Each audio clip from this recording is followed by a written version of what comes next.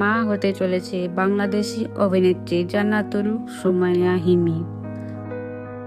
বর্তমান এই ছবি ভাইরাল হচ্ছে নেট দুনিয়ায়।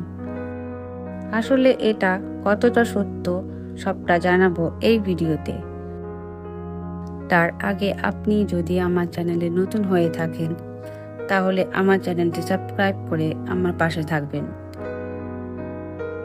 এই ছবি নিয়ে অভিনেত্রী মুখ খুললেন আর তিনি এটা বললেন,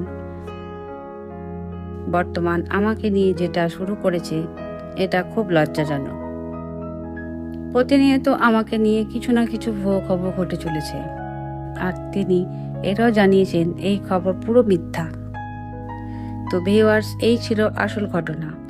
অভিনেত্রী জান্নাতুল সুমাইয়া হিমিকে নিয়ে আপনার কি মতামত অবশ্যই কমেন্ট করে জানাবেন। ধন্যবাদ।